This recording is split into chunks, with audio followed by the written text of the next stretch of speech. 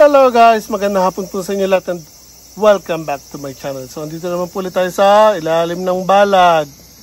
And ayan po, may pinitas na naman tayong mga ampalaya. Ayan o. Apaw na po sa lalagyan ko guys. Pero marami pa rin po tayo dyan. So ang dami na po guys, as in ang dami na po ng bunga niya. Hindi na po natin kayang ibenta po ito ng mabilisan ng ganitong maramihan. Kailangan na talaga natin may kukuha na ng maramihan ito. And kahapon kasi hindi ako nakapunta dito, so yung masyadong liwanag. Hindi ako nakapunta kahapon dito kasi papunta pa lang ako after work. Sa malayo pa lang guys, nakita ko na yung ulan. Parang ang lawak na, alam niyo yung puti na pader? Ulan po yung nakikita ko, malayo pa lang guys. So, sa itsura pa lang noon, sobrang lakas niya. And on the way here sa bundok, kung tutuloy ako, madadaanan ko siya. Hagip na hagip ako doon. Umiwas na ako. Hindi na ako pumunta kahapon. Punta na lang ako sa grocery.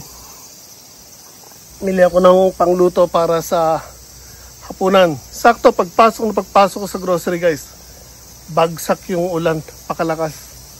And yung lupa, yung baha dito actually kahapon, yan yung mga, kung makikita nyo, yan yung mga inanod. Yun, nagkaroon pa ng hukay doon. Galing doon sa labas. Sobrang lakas ng ulan. Kala mong compared na siya sa signal number 3 sa atin na bagyo. Ganun kalakas siya. Pero mabilisan lang guys. Siguro mga ilang minuto lang. Bagsak. Buhos ng ulan. So unti-unting humihina. Parang duman lang pero ilang minuto rin. And again, hindi ako nakapunta kahapon. So ayan. Doble na po yung napitas ngayon. Pero again, ang dami pa rin po natin pitasin sa susunod na mga araw. Lakad-lakad tayo. Ang dami pa rin dyan sa ilalim ng bala guys. And marami pa rin po mga kasunod. Yan, mga maliliit.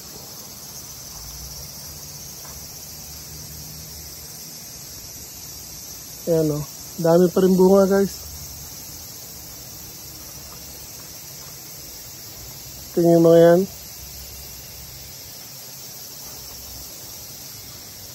So kung hindi ako nagkakamali, nasa pang 5 pitas pa lang tayo. Kaya actually hindi pa ito yung pinaka-last. Wala pa rin tayo kung tutusin sa pinaka-kalagitnaan ng peak season or picking season ng ampalaya ko. Dahil nasa pang 5 beses pa lang tayo namimitas, kaya matagal-tagal pa to guys.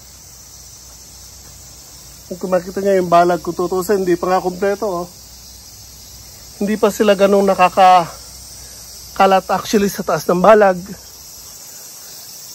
Ayan o, hindi pa kompleto yung taas ng balag. Dapat ano yun eh, mas makapal pa. So, expect natin na pagpipitas tayo, lumiban lang tayo ng isang araw, ganyan po ang mapipitas natin. So, again, papa-order natin ulit yan.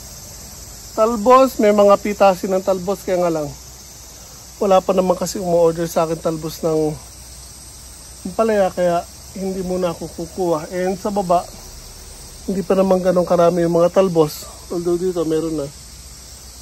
Hindi na tayo babawas ng talbos sa taas kasi nga gusto natin makumpleto na yung balag. Makumapal sila doon sa taas. Again, ang dami pa natin mga kasunod na ampalaya guys. Ano, mga maliliit. So meron pa mga nakatago. Ang dami ko nakuha ngayon na nakatago actually sa taas. Yung hindi sila mga nakababa. Naipit na sila doon sa taas ng balag. And ang pagkuha ko, ang lalaki nila. Sa lakas ng babagsakan yung mga baging. And ako hindi natin ibababa yan guys. Hindi agad makikita yan. Lalo na pag kumapal na yung mga baging ng ampalaya. Hindi natin ito, meron pa isang malaki dito. Yun yung sinasabi ko. Kung hindi mo talaga hahanapin guys, Nyo? Yan ang problema pag napapabayaan natin sila sa taas, na bebengkong or nagka-curve yung mga bunga ng ampalaya. Ito rin ang isa. Yan. Baba rin natin. Ito nakaliko na. Meron pa rin dito. Yan ang haba.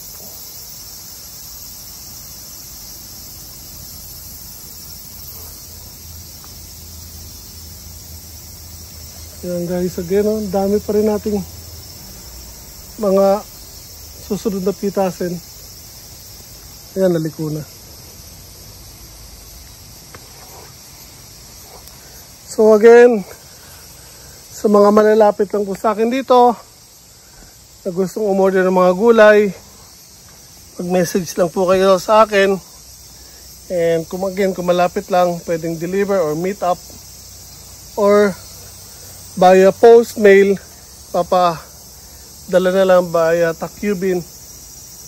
So pag-uusapan na lang kung magkano kung kayo magbabayad ng Tacubin or what, or idadagdag na lang sa bayad sa akin. Dumidilim na naman. Ang init.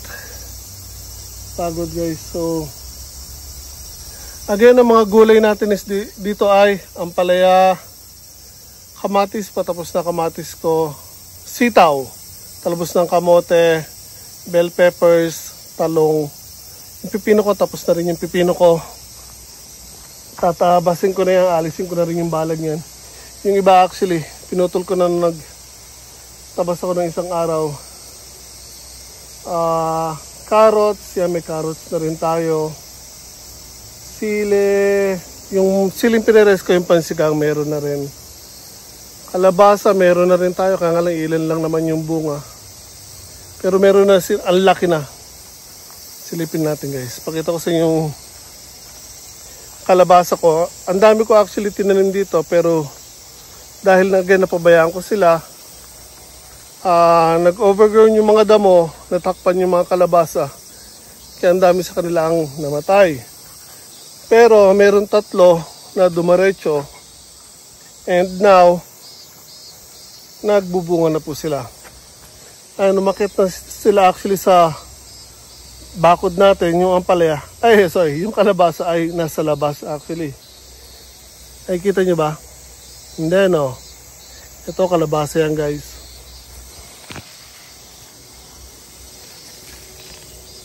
Ito nyo kano kalaki yan. Hindi kita kasi sabi mga dahon sa kadamo. Yung mga baging-baging nila. Pero meron na tayong ilang kalabasa dyan. Yan pa guys,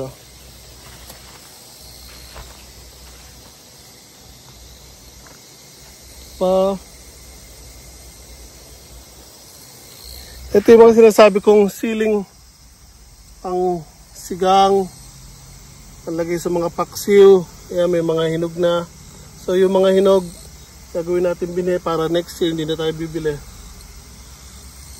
Ilang puno yan guys? I think 5 puno, pero grabe ang bunga niya, hitik na hitik po.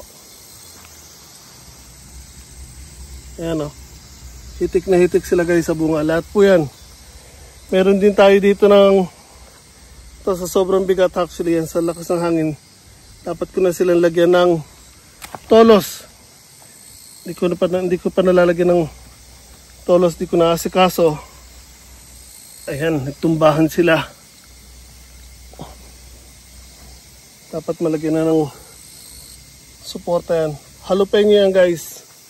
Sili ng Amerika, jalapeno. Yan, may binhi na tayo. Ang liit pa nila, pero makita nyo, hitik na po sa bunga. Nabuwasan ko pa yan. Ito rin, ito. Ang dami kong pinitas ng makalawa nung huli ako nakapunta rito. And balik tayo sa kalabasa ko. Ito pa yung isang baging ng kalabasa. I'm not sure kung makikita nyo dito, pero yan po, mayroong kalabasa din sa labas. Ay, kita ba? Ayan o, laki o. Tapos, ay, ito na naloko na. Naipit sa bakod yung kalabasa, guys. Sisirain niya yung bakod ko or sisirain ng bakod yung, ihiwain ng bakod yung kalabasa. Ano, naipit siya sa bakod. Naloko na. Hindi na makakalaki ng maayos yan. So, ito, nabulok tong isa. Tanggal natin yan. So, meron pa isang malaki.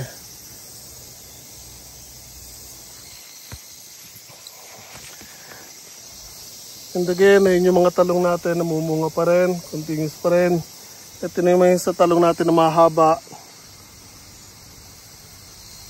Pero hindi ito yung regular na maiksi lang, pero tumataba.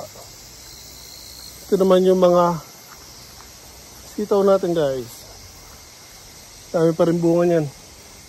So again, kahapon di ako nakapitas. So check today. Marami naman tayo mapipitas na sitaw. So yun. And mga kamatis ko. Ayan. Again, hindi ko na inayos yung balag niya kasi malapit na nating linisin yan.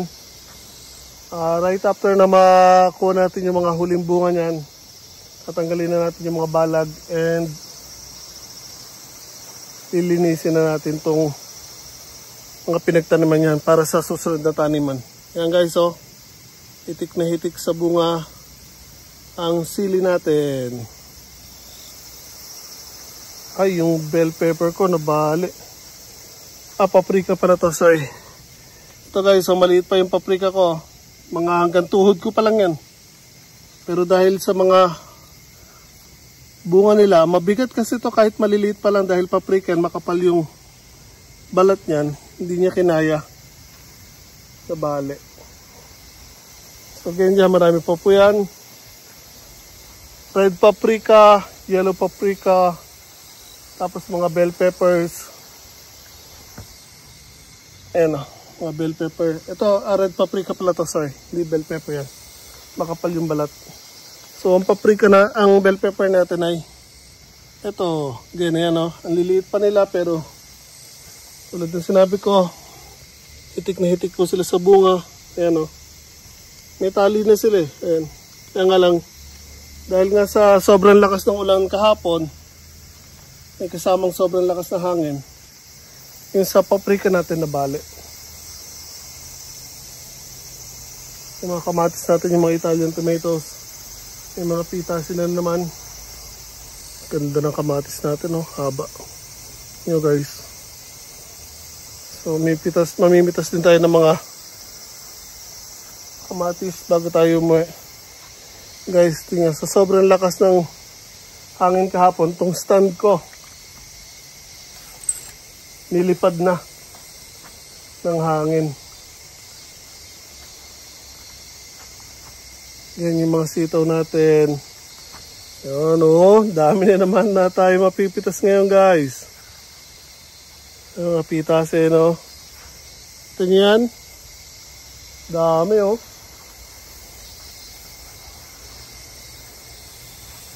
So again guys, yung dito, meron pa dito dalawang kama dapat ng sitaw, tinabas ko na dahil wala na akong oras para gawan pa sila ng balag dahil kailangan natin to again by October.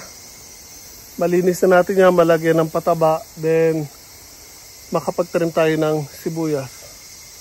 Ayun yung mga kasaba natin and doon yung gabi na mahaba. Nag-focus ako sa paglilinis kasi again, kailangan nating malinis yung garden natin. Ay, mga kamote, talbos ng kamote, kung okra. Hindi ko nalilinisin yan. Ganun yan. Pagkatapos ng kamote, sabay-sabay na yan. Papadaanan natin ng soil tiller or ng traktora. So there, hindi ko masyadong papahabain to guys. Ang dami ko pa pong pipitasin na mga gulay. Sana po nagustuhan nyo po simple binahagi ko sa inyo. Ayan po, mga gulay natin dito sa farm. Ingat po tayo lahat palagi guys.